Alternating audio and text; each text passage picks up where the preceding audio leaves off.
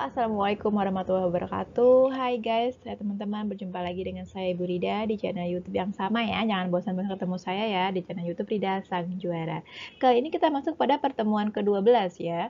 Tema atau pokok bahasan yang akan kita bahas hari ini adalah tentang tax planning, pajak penghasilan pasal 4 ayat 2 atau disebut juga dengan pajak atau PPh Pinal ya.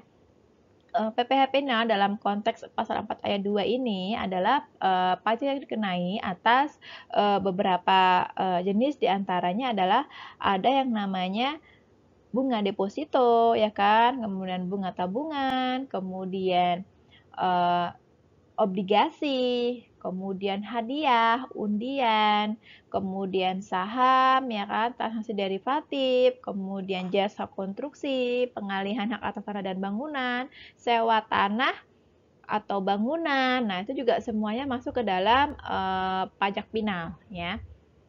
Baik, sebenarnya ada 8 ya, ada 8 tips yang digunakan atau 8 cara yang digunakan untuk bisa melakukan tax planning katanya dengan PPh pasal 4 ayat 2.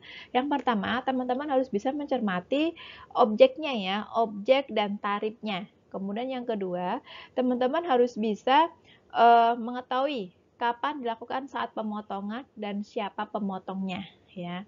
Kemudian yang ketiga, teman-teman bisa membedakan mana jenis bunga ya, bunga yang dianggap sebagai objek pajak ya, objek pajak pinal, mana yang objek pajak tidak pinal.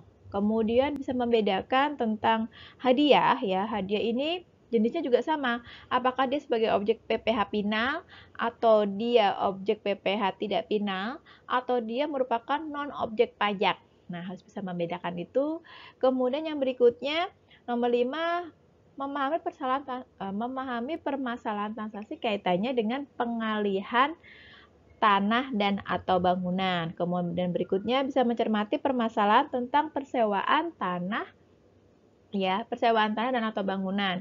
Kemudian yang terakhir, teman-teman juga harus bisa memahami tentang jasa konstruksi. Nah, itu diantaranya adalah beberapa tax planning-nya. Nah, kita masuk ya kepada pembahasan ya. Nah, tabel ini adalah tabel ringkasan pengenaan PPh pasal 4 ayat 2. Oke, jenis objeknya tadi sudah saya ungkapkan di depan. Di antaranya ada bunga deposito. Nah, bunga deposito ini pemotongnya siapa sih ya? Bisa bank yang didirikan atau bertempat kedudukan di Indonesia, atau cabang bank luar negeri di Indonesia, dan BI. Ya. Untuk tarifnya hampir sama antara yang WP dalam negeri atau BUT dan WP yang ada di luar negeri. Tarifnya 20%. Kalau misalkan di luar negeri tersebut, misalkan contohnya di negara Singapura, sedangkan Singapura dan Indonesia itu melakukan perjanjian tax treaty ya. Ada yang namanya perjanjian P3B. Artinya apa? Tarif yang dipakai adalah bukan tarif yang biasa, tapi yang dipakai adalah tarif P3B. Selama dia ada perjanjian P3B, teman-teman ya, tax treaty, berarti itulah yang akan dipakai tarifnya. Ya. Tetapi kalau misalkan dia tidak ada perjanjiannya nih, misalkan pergi ke negara X, misalkan dia tidak ada perjanjian dengan Indonesia, berarti itu yang dipakai adalah tarif yang normal ya. Untuk dasar pengenaannya apa yang dipakai ya, berarti jumlah bruto ya. Saat pemotongannya kapan? Pada saat diterima atau diperoleh. Kalau yang diterima itu dia maksudnya adalah cash basis, kalau yang diperoleh ini maksudnya adalah accrual basis. Kemudian penerima yang lain, ada bank yang didirikan di Indonesia, ada cabang bank luar negeri di Indonesia, ini tidak dipotong ya. Jadi harus bisa membedakannya teman-teman. Nah, sambungannya masih ada dana pensiun yang pendiriannya telah disahkan oleh Kemenq ya. Ini juga sama, dia tidak dipotong. Kemudian tidak dipotong juga untuk jumlah bruto ya. Jumlah brutonya yang mencapai 7,5 juta atau kurang dari 7,5 juta ini juga tidak kena potongan. Ini kaitannya dengan bunga deposito yang tadi ya. Nah, oke. Sekarang kita masuk yang ke nomor 2. Nomor 2 ini ada yang namanya bunga obligasi ya. Jenisnya bisa bunga dari obligasi dengan kupon, kemudian diskonto dari obligasi dengan kupon ya.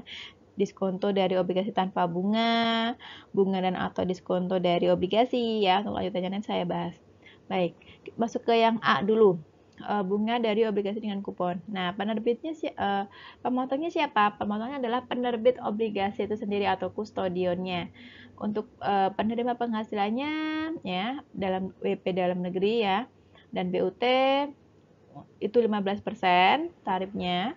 Kemudian kalau luar negeri itu 20% atau menggunakan tarif P3B. Nah, saatnya kapan sih bunga obligasi ini? Pada saat jatuh tempo ya. Kemudian untuk yang diskonto dari obligasi dengan kupon, ini penerbitnya ya tadi masih sama ya, untuk pemotongnya penerbit obligasi itu sendiri atau kustodian, kemudian penerimanya 15% untuk dalam negeri dan BUT, luar negeri 20 atau tax treaty ya. Dasar pengenaannya agak sedikit berbeda. Kalau yang ini adalah selisih lebih harga jual atau nilai nominal di atas harga perolehan obligasi tidak termasuk bunga berjalan ya. Kemudian pada saat pemotongannya sama ya, saat jatuh tempo ya. Nah, ini yang tanpa bunga, diskonto dari obligasi tanpa bunga, pemotongnya masih sama, kemudian WP-nya juga sama, tarifnya juga kurang lebih hampir sama ya, sama yang di atas sebelumnya. Dasar pengenaannya selisih lebih dari harga jual atau nilai nominal di atas harga perolehan obligasi. Sama pemotongannya sama, jatuh tempo juga. Nah, kemudian yang D untuk bunga dan atau diskonto dari obligasi. Nah, kalau ini pemotongnya adalah si efeknya ya. Bisa bursa efeknya, bisa dealernya atau bank selaku pedagang perantara dan atau pembeli.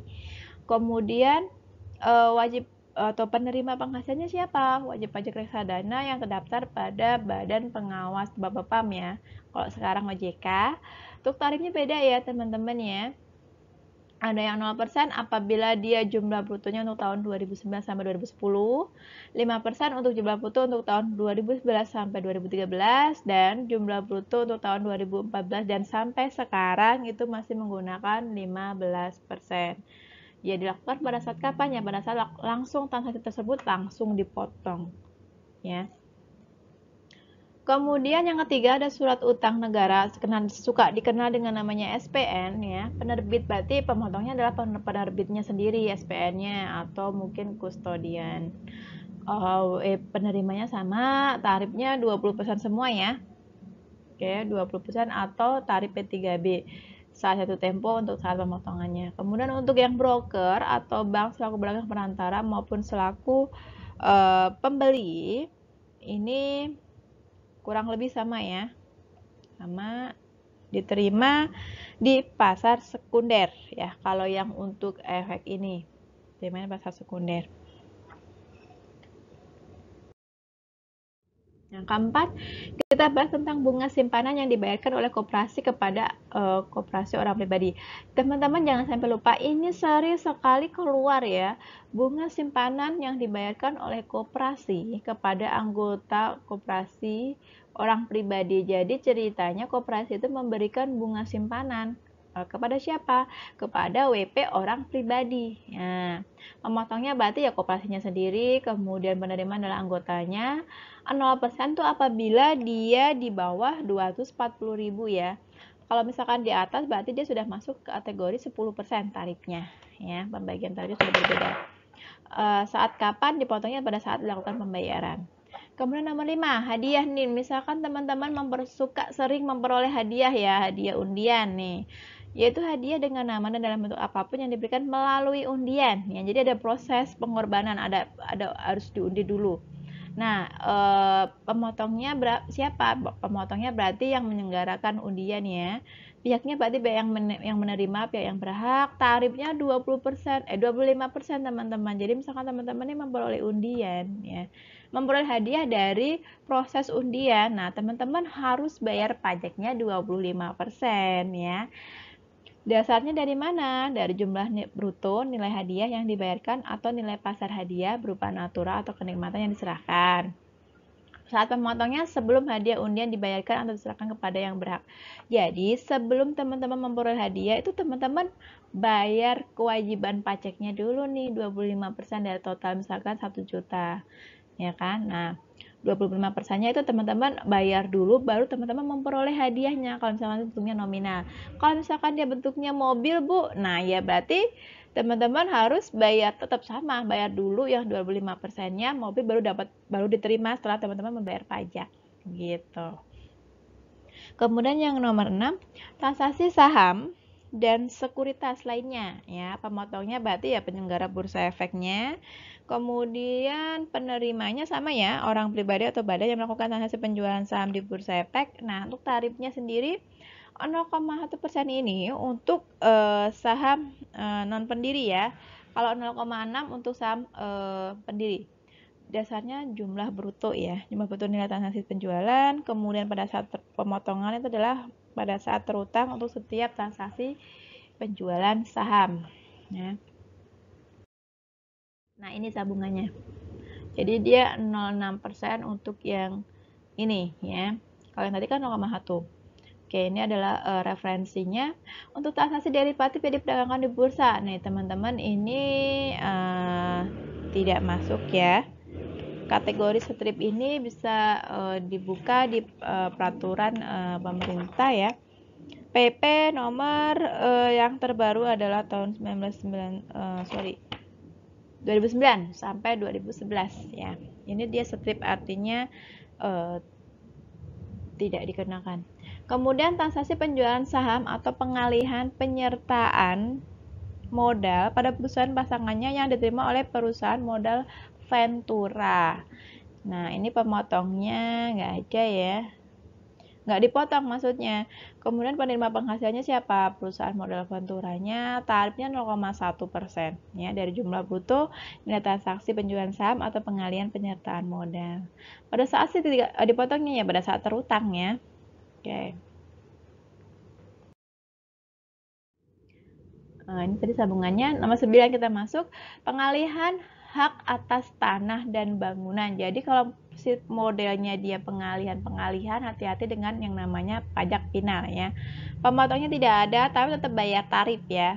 Wajib pajak orang ini untuk penerimanya adalah wajib pajak orang pribadi atau badan ya. Tarifnya bermacam-macam ya. Tergantung dari nilai pengalihannya. Nah, ini ada bahasan tersendiri ini, teman-teman bisa kalau pengen tahu lagi, lebih jelas lagi bisa dikupas di PP nomor 34 tahun 2016 ya. Kemudian penjajian pengingatan jual beli atas tanah dan atau bangunan beserta perubahannya. Ini juga sama, pemotongnya tidak ada, tidak dipotong, tetapi dia dikenakan tarif ya. Tarifnya ini juga sudah ada peraturannya ya, referensinya sendiri. Kemudian nomor 11, usaha jasa konstruksi. Ini yang pamor, yang sering digadang-gadang, yang sering dipertanyakan banyak kasus tentang jasa konstruksi. Nah, jasa konstruksi ini tarifnya berapa sih? 2% ya teman-teman ya. Ini 2%, kemudian pemotongnya siapa? Ya berarti yang pengguna jasanya ya. Oke, digunakan pada saat kapan? Ya, digunakan pada saat dilakukan transaksi ya.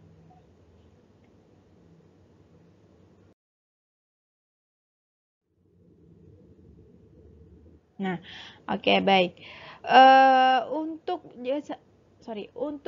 jasa konstruksi ini teman-teman, ini ada klasifikasinya ya, dan tarif-tarifnya juga berbeda. Untuk jasa konstruksi yang dia melakukan usaha kecil yang tadi di atas itu 2% ya. Kemudian untuk yang tidak memiliki kualifikasi usaha dia 4%, yang memiliki kualifikasi usaha besar dia 3%. Untuk yang pengawasan ya, penyedia jasa saja atau perencanaan pengawasan ini dia 4%, tarifnya beda ya. Untuk saat pemotongannya dipotong saat pembayaran dalam hal pengguna jasa merupakan pemotong pajak ya, atau dibayar sendiri oleh penyedia jasa. Dalam hal pengguna jasa bukan merupakan pemotong pajak. Jadi kalimat ini harus agak berbeda ya. Oke, kita masuk ke berikutnya. Untuk penyedia jasa perencanaan pengawasan konstruksi yang tidak memiliki kualifikasi. Kalau itu tidak sama sekali tidak memiliki kualifikasi usaha, itu malah justru lebih besar, 6%. Nah, kita masuk ke nomor 12. Persewaan tanah dan atau bangunan ya. Nomor 12, persewaan tanah dan atau bangunan, tanah, rumah susun, apartemen, kondominium, gedung perkantoran, rumah kantor, toko, rumah gudang, dan industri. Nah, teman-teman, kayak seperti rumah RS dan rumah RSS, rumah susun. Nah, itu kenanya 10% ya, teman-teman ya. Oke, pemotongnya siapa? Dia bisa badan pemerintah, bisa subjek badan ya. WP dalam negeri, tapi yang badan, penyelenggara kegiatan, BUT, kerjasama operasi, perwakilan perusahaan atau negeri lainnya. Ini untuk penerimanya ya berarti WP orang pribadi maupun badan. Dasar pengenaannya semua jumlah yang dibayarkan atau terutang oleh pihak yang menyewa dengan nama dan dalam bentuk apapun yang berkaitan dengan tanah dan atau bangunan yang disewa, termasuk biaya perawatan, biaya pemeliharaan, ya, biaya keamanan servis, charge dan seterusnya itu kenanya 10% ya teman-teman. Dipotongnya saat terutang atau saat dibayarkan. Saat dia terutang ya berarti hari itu juga dia dipotong. Gitu. Yang terakhir ada penghasilan, ini masih sambungan yang tadi ya. Pemotongnya juga ada orang pribadi atau kalau dari Dirjen Pajak. Oke, 13 penghasilan dari usaha dengan peredaran bruto tidak melebihi 4,8 miliar dalam satu tahun periode pajak ya. Jadi kalau dia peredaran brutonya tidak melebihi dari 4,8 ya dalam 1 tahun, itu kenanya adalah tarifnya 1%. Ya. Tarifnya 1%, PPh dibayar tidak melalui pemotongan atau pemungutan. Ya, WP atau OP badannya memenuhi kriteria tertentu, dipotongnya saat PPh dibayar paling lama tanggal 15 bulan berikutnya setelah masa pajak berakhir. Jadi ini terkenanya hanya tarifnya 1%, tapi sifatnya adalah final ya, teman-teman. Dari mana sih? Dari jumlah peredaran brutonya setiap bulan. Nah, kita masuk pada tabel berikutnya. Ini adalah perbandingan objek PPh untuk imbalan bunga. Jadi jenis imbalan bunga itu bervariatif ya. Ada 1 sampai 5 itu dari model atau sisi pajak. Untuk bunga deposito dan tabungan lainnya, bunga obligasi dan surat utang negara, bunga pinjaman yang dibayarkan oleh koperasi kepada anggota koperasi orang pribadi, ini sifatnya adalah final ya. Kemudian bunga yang dibayar atau terutang kepada bank. Ini tidak dipotong teman-teman, jangan salah. Bunga yang dibayar atau terutang kepada bank itu tidak kena pajak ya. Tidak dikenai pemotongan. Oke, dasarnya pasal 23 ayat 4. Bunga terkait dengan sewa yang dibayarkan atau terutang sehubungan dengan sewa guna usaha dengan hak opsi ini sama, tidak ada pemotongan juga, tapi hanya menjadi objek PPh badan ya. Dasar hukum referensinya sama. Kemudian yang keempat, bunga yang dibayarkan atau jatuh tempo pembayarannya kepada wajib pajak luar negeri. Kalau sudah menyangkut dengan luar negeri, dia maksudnya justru 26 ya. Bukan pasal 4 ayat 2 lagi. Oke, 26 ayat 1. Selain dari 1 sampai 4, ini pasti masuknya ke 23 ya. Oke. Kemudian untuk perbandingan objek PPh imbalan hadiah ya. Ya, pertama kita bahas dulu tentang jenis imbalan bunga hadiah undian ya. Sifat pengenaan pajaknya ini adalah dipotong PPh final. Kemudian referensinya pasal 4 ayat 2 ya, teman-teman. Lanjut berikutnya. Tadi sambungannya hampir sama ya. Ini sambungannya yang nomor 2 sekarang hadiah langsung ya. Jadi jenis kategori hadiah itu kan jenisnya banyak ya. Maksudnya cara memperolehnya itu beda-beda. Nah, ini saya jelaskan. Hadiah langsung itu hadiah yang dalam penjualan barang atau jasa sepanjang yang diberikan kepada semua pembeli atau konsumen akhir tanpa diundi. Dan hadiah tersebut diterima langsung oleh konsumen akhir pada saat pembelian. Jadi ceritanya kalau memperoleh hadiah untuk semua customer ya tanpa diundi itu justru bukan objek pajak ya, bukan objek PPh final. Kemudian hadiah atau penghargaan dengan nama dan dalam bentuk apapun yang dibayar atau terutang kepada WP orang pribadi dalam negeri. Nah, kalau menerima hadiahnya itu untuk WP dalam negeri dan dia OP ya orang pribadi, itu masuknya justru adalah PPh pasal 21 ya, bukan pasal 4 ayat 2. Yang keempat, hadiah atau penghargaan yang dibayarkan atau telah jatuh tempo pembayarannya kepada wajib pajak badan dalam negeri. Kalau yang tadi nomor 3 ini adalah WP, WP-nya WP orang pribadi itu 21. Kalau dia WP-nya WP badan dalam negeri, masuknya berarti otomatis 23 dong ya. Oke, jangan, jadi teman-teman harus bisa membedakan. Kemudian, kalau penerimanya ya, baik hadiah maupun penghargaan itu penerimanya adalah wajib pajak luar negeri dan otomatis masuknya ke pasal 26 ya. Jadi yang teman-teman perlu perhatikan, tidak semua hadiah itu masuk ke dalam PPh pasal 4 ayat 2 ya.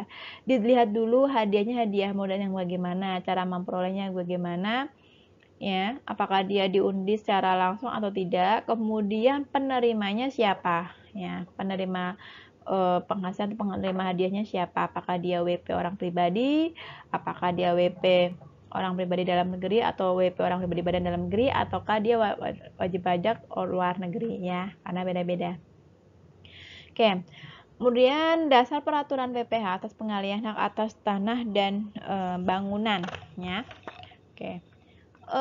Jadi untuk proses jadi ada aturan pajak ya teman-teman untuk proses pengalihan hak atas tanah dan bangunan ini banyak sekali ya. Jadi berubah-ubah itu dia sampai berubah-ubahnya supaya 6 kali ya.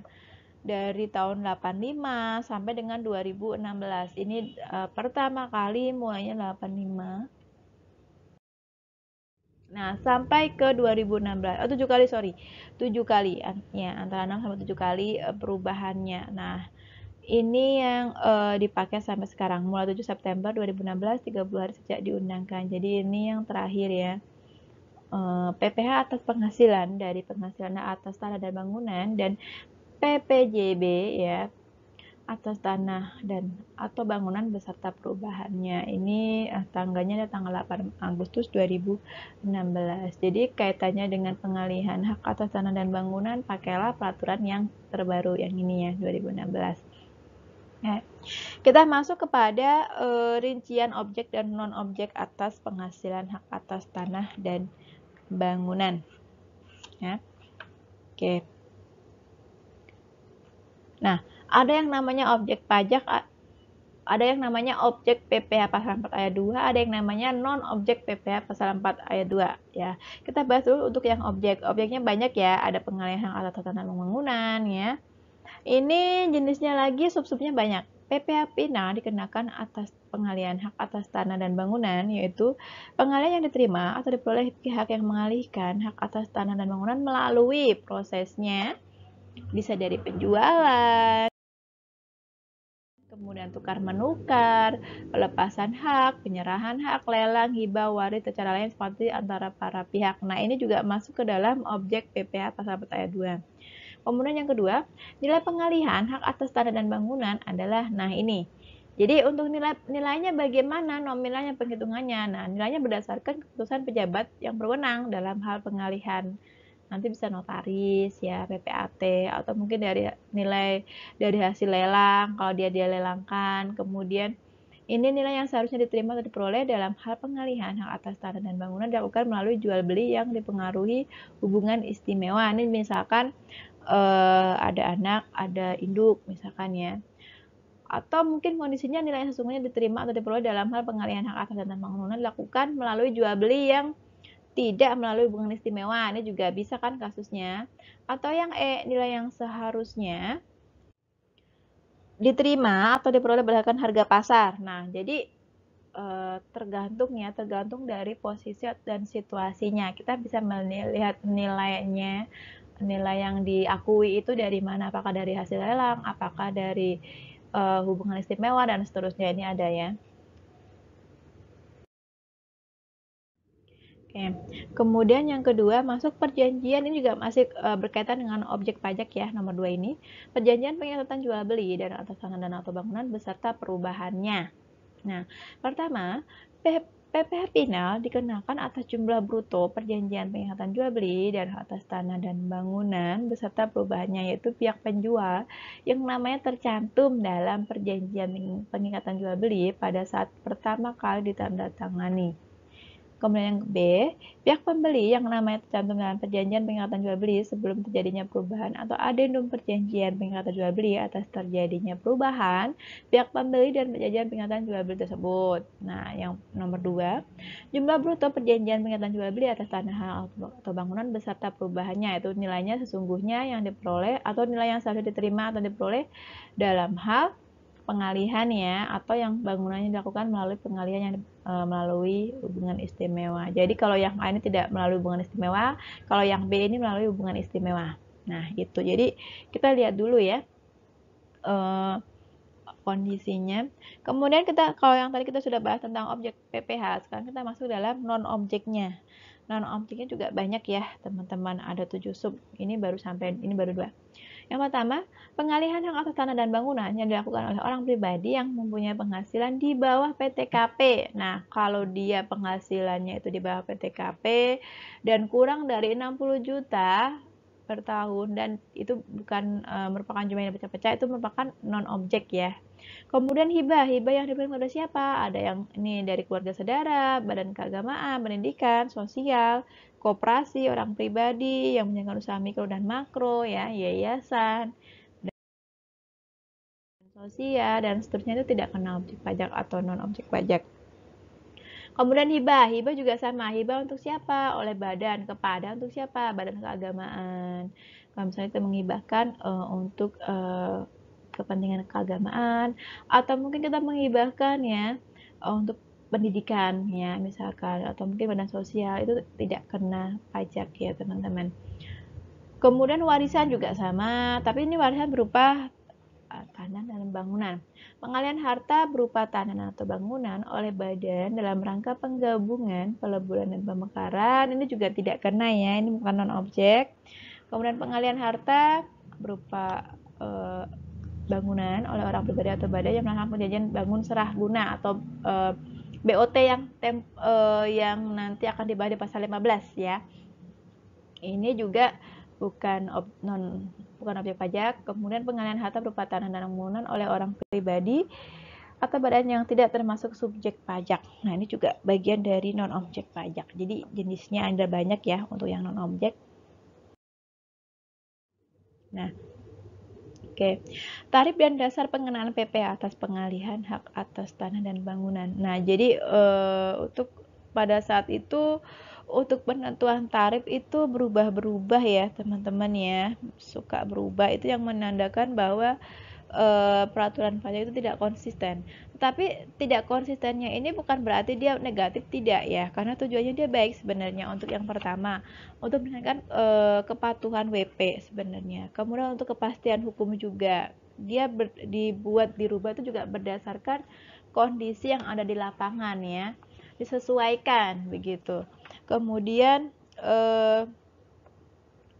supaya lebih fleksibel juga ya, peraturan pajak itu kan tidak stagnan, tidak saklek banget ya. Jadi dia juga bisa dia akan mereview bagaimana, apakah itu relevan diterapkan di masyarakat begitu. Nah, ini periodenya dari yang pertama itu diterapkan 5% ya. Ini 6 September ya 2016 ya. Kemudian ada yang 7 September 2016. Nah, ini yang dipakai sampai sekarang, yang mulai 7 September ini. Kalau yang sebelumnya itu 5%. Ini untuk jumlah bruto nilai pengalihan hak atas tanah dan bangunan ya. Nilai yang tertinggi antara nilai berdasarkan akte pengalihan hak dengan NJOP tanah dan bangunan yang bersangkutan sesuai dengan Undang-Undang PBB. Kemudian yang B, nilai berdasarkan keputusan pejabat yang bersangkutan dalam hal pengalihan hak kepada pemerintah. Yang C, nilai menurut risalah lelang ya. Ini 5% yang sebelumnya. Tapi kalau yang sekarang tidak hanya 0%, ada yang namanya 1%, ada yang 2,5% ya, teman-teman. Untuk referensinya di sini. Untuk yang 0% itu kalau pengalihannya itu kepada pemerintah, BUMN, BUMD ya. Kemudian jumlah bruto perjanjian pengingkatan jual beli hak atas tanah dan bangunan beserta perubahannya dengan pihak-pihak yang di atas ini ya.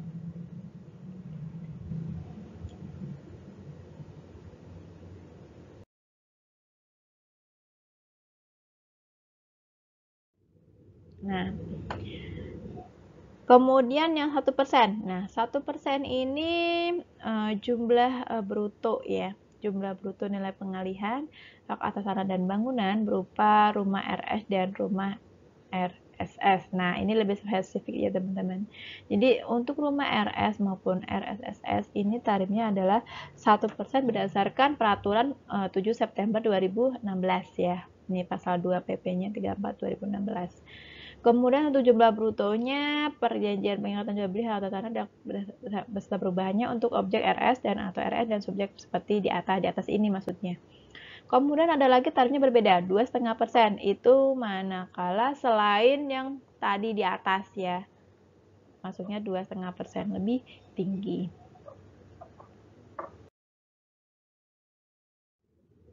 Nah, oke, kita masuk kepada mekanisme pembayaran PPh atas pengalihan hak atas tanah dan bangunan. Untuk mekanisme pembayaran PPh atas pengalihan hak atas bangunan ini jenisnya juga bermacam-macam ya teman-teman. Kita bahas dulu untuk pengalihan hak atas tanah dan bangunan. Untuk penerima penghasilannya apabila dia orang pribadi atau badan yang menerima atau memperoleh penghasilan dari pengalihan hak atas tanah bangunan ya, mekanisme pembayarannya bagaimana ya? PPh yang terutang wajib disetor sendiri ke bank pos atau persepsi ya, bank. Jadi bank yang ditunjuk, bank persepsi itu bank atau pos tertentu yang ditunjuk ya, misalkan mungkin bisa kantor pos, mungkin kalau sekarang bisa Alfamart ya kan, sekarang Alfamart sudah bisa bayar pajak, atau mungkin yang lain ya, selain bank juga bisa ya, itu namanya pos persepsi.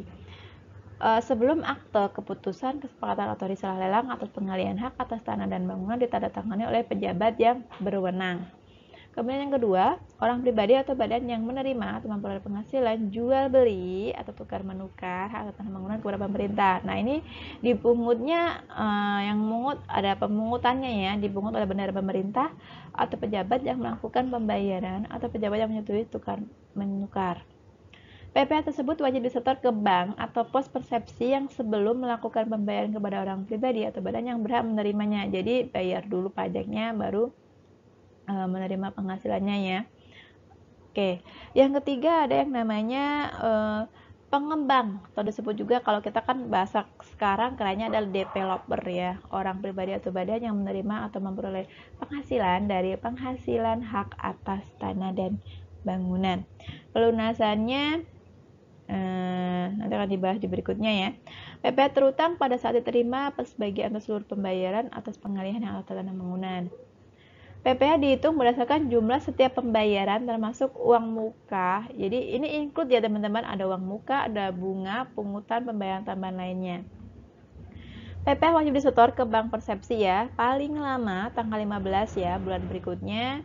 Bendahara pemerintah atau pejabat yang berwenang wajib menyampaikan laporan pengalihan hak atas tanah bangunan kepada Dirjen Pajak. Jadi kalau sifat pemotong ada pemungutnya adalah bendahara pemerintah, berarti dia harus ada konsekuensi melaporkan ke DJP. Nah, kemudian yang B, PPJB. PPJB itu adalah perjanjian pengingatan jual beli ya. PPJB tanah dan bangunan.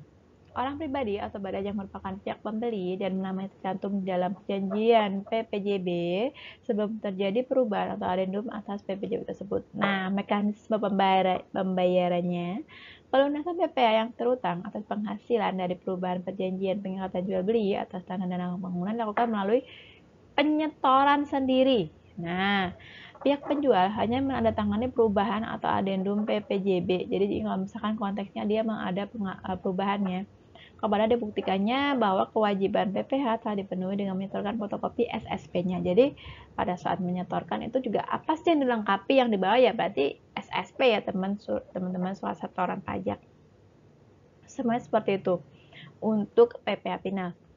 Pihak penjual harus menyampaikan laporan perubahannya atau adendum kepada DJP. Jadi ini kalau yang tadi kan bendahara pemerintah ya, yang tadi kalau ini adalah pihak penjualnya yang melaporkan. Oke. Kemudian kita masuk pada ringkasan perlakuan untuk PPh untuk wajib pajak yang real estate ini untuk kategori yang sudah masuk real estate ya, yang mewah-mewah. Oke. Pembayaran PPh-nya untuk PINA atas pengalihan hak dan atas bangunan oleh wajib pajak real estate dilakukan paling lama ya, paling lambat berarti tanggal 15 bulan berikutnya ya, setelah diterimanya pembayaran.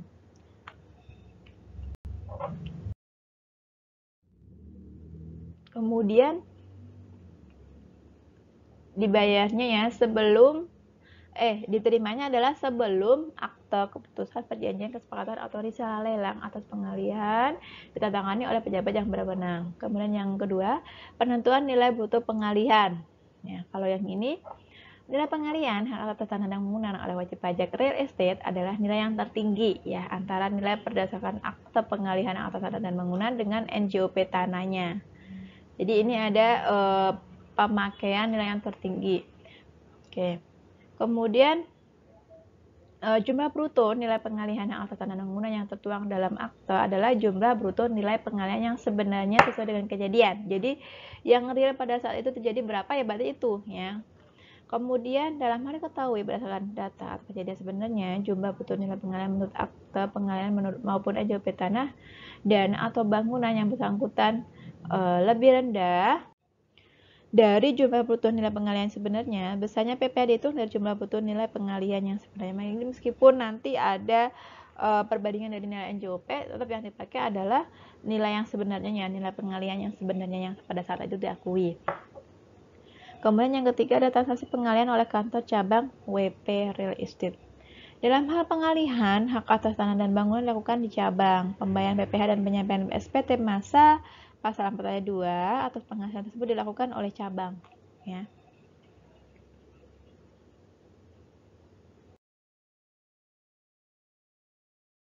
Nah, kemudian yang B, dalam hal terdapat 2 atau lebih wajib pajak yang usaha pokoknya melakukan pengalihan ya, kerjasama dengan KSO, kerjasama operasi, ini sudah pernah saya singgung tempo hari di presentasi sebelumnya ya. Melakukan pengalihan hak atas tanah dan bangunan, maka PPh pindah atas pengalihan tersebut oleh masing-masing anggota KSO sesuai dengan bagian penghasilan yang diterima masing-masing anggota. Jadi proporsional. Kemudian dalam hal PPh pindah dibayar dengan menggunakan SSP ya, nama KSO salah satu anggota. SSP tersebut dipindah bukukan ke masing-masing anggota KSO sesuai dengan bagian penghasilan yang diterima masing-masing. Jadi ini yang tadi saya bilang proporsional ya. Jadi dibukukan sesuai dengan kontribusinya mereka ya. Kan ini namanya kan kerjasama ya, ada perjanjian di awal. Oke. Yang keempat ini adalah pengalihan hak yang masih berdasarkan PPJB ya, yang bukan AJB-nya. Ini ketentuannya ada 2 ya, atas transaksi pengalihan hak atas tanah dan bangunan melalui jual beli yang dilakukan oleh wajib pajak pemegang baik yang langsung dilakukan melalui penandatangan akte jual beli AJB maupun melalui perjanjian pengikatan jual beli. Kemudian yang B, dalam masa tahun dilakukan penandatanganan AJB antara penjual dan pembeli, terjadi perubahan nama pembeli yang cantum dalam PPJB. Ini kalau konteksnya misalkan teman-teman beli rumah ya, beli rumah dari penjual ke pembeli, nanti kan pasti ada perubahan nama ya. Kalau itu belum rumah atau dia rumah yang sudah pernah dipakai, kan namanya juga pengalihan tanah atau bangunan ya. Jadi nanti akan dilihat bahwa ada perubahan nama di situ ya. Nanti akan dicantumkan dalam PPJB-nya ya. Oke, berikutnya ini masih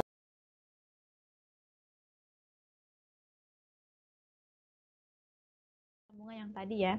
Nah, kita masuk pada mekanisme pembayaran PPh atas sewa. Kalau yang tadi adalah kita membahas tentang pengalihan hak atas tanah dan bangunan yang panjang banget itu peraturannya sampai berubah ya 6 kali, 7 kali itu tadi. Nah, kita sekarang masuk ke dalam sewa. Sewa ini ya. Sewa tanah dan atau bangunan, Bu. Kan ada juga nih sewa yang dia masuk dalam PPh pasal 23. Nah, teman-teman jangan lupa ya, karena ada bedanya. Kita bisa menggolongkan mana yang masuk sewa final pasal 4 ayat 2, mana yang masuk dalam sewa pasal 23 ya.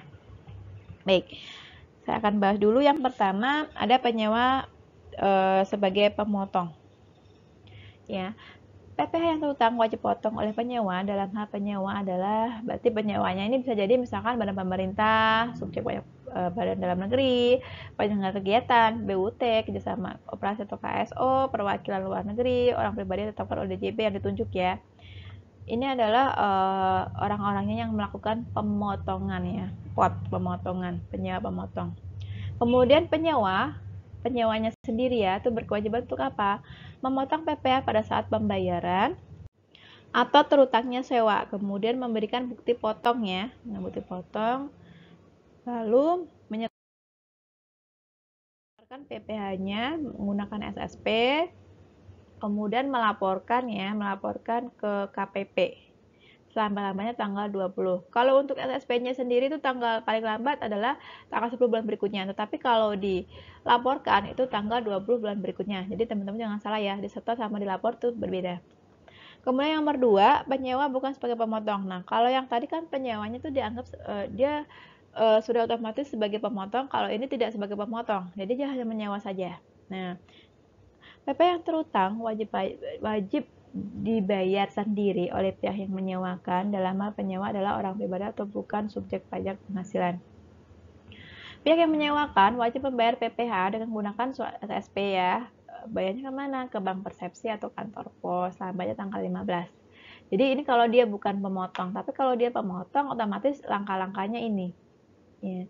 Jadi dia harus melakukan pemotongan, kemudian membuat bukti potong, kemudian menyetor, kemudian melapor. Itu apabila penyewa sebagai pemotong pajak. Tapi kalau bukan pemotong pajak berarti dia cukup membayar, kemudian menyetor, itu saja. Nah, sekarang kita masuk ke tabel 13.10 ya. Ini adalah ringkasan perkembangan perlakuan PPh untuk jasa konstruksi. Tadi kita sudah bahas tentang pengalihan hak atas tanah dan bangunan. Kita sudah bahas tentang sewa tanah dan bangunan. Nah, sekarang kita bahas tentang jasa konstruksi. Ya. Jasa konstruksi juga sama nih teman-teman. Jadi dia melalui perubahan peraturan ya. Dari mulai tahun 95 ya. Tahun 95 sampai 2020. 2010 sampai sekarang. Nah, ini adalah peraturan-peraturannya ya. Nah, yang dipakai sekarang adalah yang ini, 30 Desember 2010 sampai yang sekarang. Ini proses-prosesnya, saya bacakan ini saja. Kesimpangsiuran pemotongan PP atas jasa konstruksi sejak 1 Januari 2008 diatasi dengan penerbitan PP nomor 94 tahun 2010 yang menyatakan bahwa jasa konstruksi menjadi objek PPh final sesuai dengan peraturan pemerintah yang berlaku, akan tetapi peraturan yang hanya setelah tanggal 30 Desember ya 2010 ini tetap mengatur pengenaan PP jasa konstruksi yang tidak bersifat final. Jadi meskipun diaturnya dia final, tapi ada juga yang jasa konstruksi yang tidak bersifat final. Jadi ini ada beda ya teman-teman ya. Teman-teman harus mencermati itu.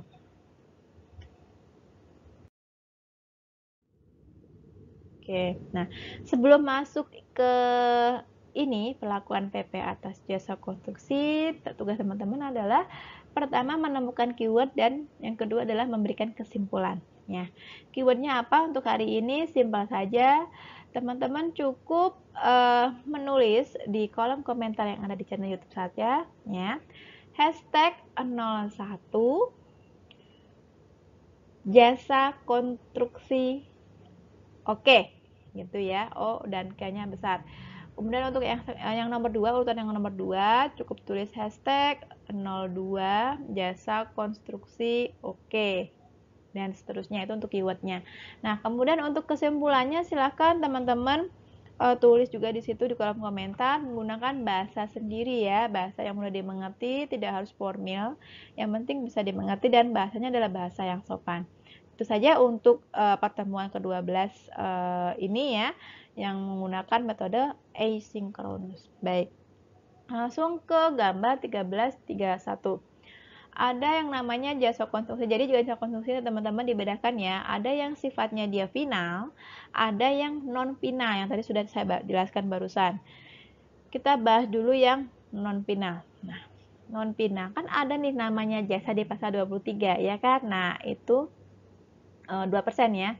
Nah, di sini nih, masuknya pasal 23 ya, imbalan jasa konstruksi ya, kemudian jasa-jasa instalasi, install, pemeliharaan, arsitektur dan berikut selanjutnya yang lainnya ya, maksudnya jasa arsitektur dan seterusnya. Nah, ini masuk ke sini. Permenkyu nomor 141 tahun 2015. Nah, kemudian selain ada pasal 23 ya, teman-teman juga ada nih jasa konstruksi untuk PPh pasal 21. Nah, untuk yang mana nih? Untuk yang tenaga ahli. Nah, ini jadi harus hati-hati ya. Jasa konstruksinya ini masuk ke mana nih? PPh 21, 23 atau yang pasal 4 ayat 2, ya kan? Kalau untuk yang pasal 21, nah ini dia biasanya disebut dengan tenaga ahli. Ini peraturannya di sini tahun 2008 ya, yang terupdate 2015 nomor 32. Nah, kemudian kita masuk ke yang PPh Pinal. PPh Pinal ini pasal aturannya tentu jelas ya, pasal ayat 2 Undang-Undang PPh. Nah, ini imbalan yang bagaimana? Jasa konstruksi yang bagaimana? Nah, imbalan kepada kontraktor pelaksana ya. Jadi dia bisa melakukan kegiatan pelaksanaan, pengawasan, perencanaan baik orang pribadi maupun badan dengan atau tanpa kualifikasi. Jadi tidak dibutuhkan kualifikasi besar, kecil, sedang tidak ya. Peraturannya dari mana? Peraturannya yang terbaru di 2009. Ini ya 187. Jadi kita harus lihat dulu jasa konstruksinya ini masuk ke Pinal kah atau masuk ke 21 kah atau ke yang 23 ya. Ini khusus jasa konstruksi saja nih teman-teman ya. Oke.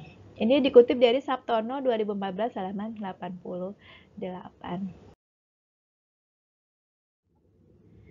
Nah, kita masuk ke objek PPh jasa konstruksi. Nah, ini adalah jenis-jenis kegiatan yang dilakukan oleh jasa konstruksi ya. Jadi kegiatannya ngapain aja sih selain dia memberikan jasanya. Layanannya ada bentuk layanan konsultasi, bisa dari perencanaan ya, kemudian pelaksanaan, kemudian pengawasan. Ini dari sisi jasa. Kemudian istilahnya untuk pekerjaan konstruksi ya berarti ini keseluruhan atau sebagian rangkaian kegiatan perencanaan dan atau pelaksanaan beserta pengawasan yang mencakup pekerjaan arsitektur, sivil, mekanikal, elektrikal, dan tata lingkungan. Nah, ini juga namanya jasa konstruksi ya, teman-teman ya. Kemudian perencanaannya ngapain aja sih? Perencanaannya ya pasti bisa melakukan atau mewujudkan pekerjaan dalam bentuk dokumen perencanaan bangun fisik lain. Jadi yang tadinya tanah kemudian dibangun bangunan ya, entah itu model gedung hotel atau mungkin bangunan-bangunan yang lain atau mungkin bentuknya yang lain ya. Jadi bangunannya mungkin bisa jadi bukan rumah, bukan gedung, bukan apartemen, mungkin bisa bentuk lain. Itu namanya dia sedang melakukan perencanaan. Pelaksanaannya ya pada saat prosesnya ya. Prosesnya, kemudian kalau pengawasan ya berarti setelah dilakukan perencanaan pelaksanaan baru diawasi. Ya, ini lebih lengkap ya, teman-teman.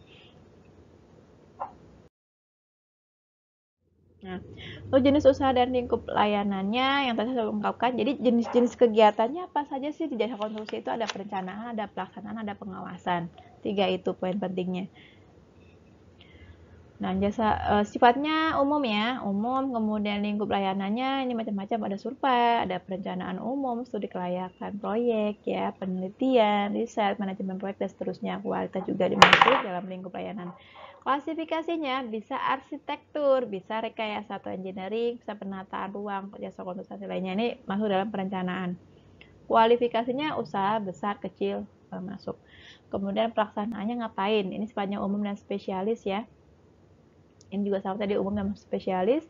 Lingkupnya tidak ada. Nah, klasifikasinya untuk pelaksanaannya ya bisa gedung ya, bentuknya bisa gedung, bisa bangunan sipil ya pemerintah, instalasi mekanikal maupun elektrikal ya. Untuk kualifikasinya sama untuk besar ataupun kecil. Nah, kemudian yang ketiga jasa pengawasan. Nah, sifatnya sama umum dan spesialis, lingkupnya ada pengawasan pelaksanaan, manajemen proyek, manajemen konstruksi. Klasifikasinya masih sama sama yang tadi sebelumnya ya, arsitektur, engineering, penataan ruang, konstruksi lainnya. Ini bisa besar, menengah, kecil. Jadi tanpa kualifikasi yang tadi juga sudah diungkapkan. Kemudian ada yang jasa integrasi, ini adalah jasa tambahan ya. Di luar 1, 2, 3 tadi perencanaan, pelaksanaan, pengawasan. Hanya dapat dilakukan oleh badan usaha yang berbadan hukum saja. Ada rancang bangun. Nah, ini kan jadi orang-orang tertentu ya. Kemudian pelaksanaan perencanaan, pengadaan, pelaksanaan terima jadi, penyelenggaraan pekerjaan terima jadi ya. Kemudian penyelenggaraan pekerjaan berbasis kinerja atau performance base. Ya. Nah, kemudian ini masih sambungannya juga ya, lingkupnya ada